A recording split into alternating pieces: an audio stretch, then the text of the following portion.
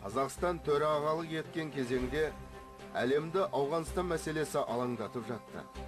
Қазақстан осынау тағдыры ауыр елдің жағдайын жеңілдетуге тырысты. Ауған мәселесінің ар жағында Азиядағы қауіпсіздік, тіпті ядролық қауіпсіздік мәселесі тұрды. Осыны ескерген, өзі сонау 90-шы жылдар ортасында ядролық қарудан бас тартқан Қазақстан президенті енді Орталық Азияны осал апаттан сақтауға кірісті. Кемеңгерлік қасиеті жарқырай көрініп, 2009 жылғы 22 наурызда Орталық Азия ядролық қарудан азат аймақ деп жариялаған шартқа қол қойылды. 22 наурызды Орталық Азия жылбасы деп тойлап келсе, оған және бір жарқын дата қосылды. Бұл осы аймақтағы халықтардың ядролық қарудан азат аймағы мерекесі. Ешбір ел мұнда өзінің отты шоқпарын тықпалап, атом қаруын сынай алмайды. Сөйтіп бір кезде қазақ халқына ораса үлкен зардап әкелген атом қаруы енді бұл өңірден мәңгілікке аласталды.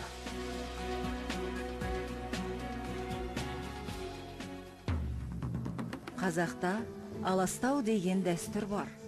Оны орындау арқылы үлкен адамдар пәле жалан қуады. Жерді, үйді, адамның ағзасын басып тұрған кеселдерден тазартады. Қазақстан жаппай қырып жоятын қаруларды сынамау, одан мүлде арылу туралы бірнеше рет халықаралық бастамалар көтерді. Үлкен конференциялар мен басқа да алқалы басқосулар өткізді. Түрлі халықаралық ұйымдардың, мемлекеттердің басшылары бұл бастаманы қолдады.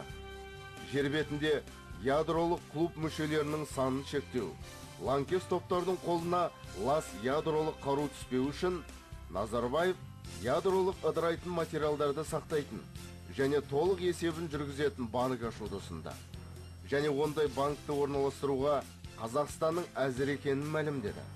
Мұндай тың қадамдар Нұрсұлтан Назарбаевтың бүкіл жер шарының тағдырына алаңдайтын бірегей тұлға екенін танытты.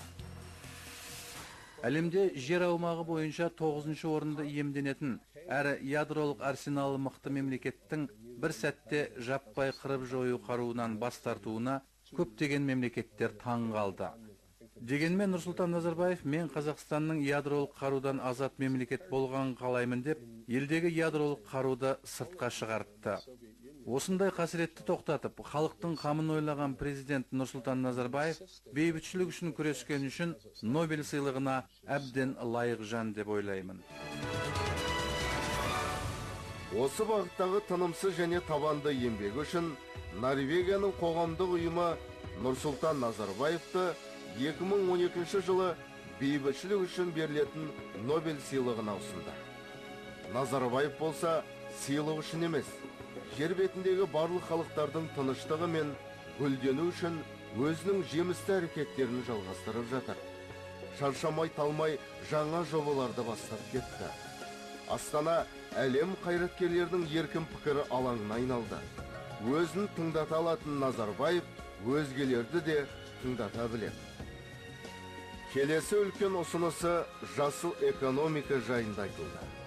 Діндерді түсіністікке шақыру, Ауғанстанды тыныштандыру, аралды сауықтыру, атом қаруын ауыздықтау сияқты халықаралық маңызды қадамдармен әлемге әйгілі болған Қазақстан президенті жер беті жылнамасының және бір парағын жазуға кірісті. Кемеңгерлікпен. Қазақ президентінің Қазақстан 2050 стратегиясын құптаймын. Өйткені бұл бағдарламада ел дамуының басым бағыттары айқындалған. Біздің компания инфрақұрылымды дамытуға арналған кәсіпорын болғандықтан, бізге әсіресе стратегиядағы Қазақстанның көлік инфрақұрылымын дамытуға бағытталған жобалары қызықтырады. Мен қазақ елін қатты жақсы көремін. Мүмкіндігінше жиі баруға тырысамын. Соңғы рет Астана экономикалық форумына қатыстым. Президенттің J Global жобасы мақтауға тұрарлық жоба. Жаһандық проблемаларды талқылайтын еркін сұхбат алаңы. Қазақта күн санап емес, сағат санап өсетін алыптар туралы еміс-еміс айтылатын ертегілер болатын. Анығында ертегі емес, ақиқат екен.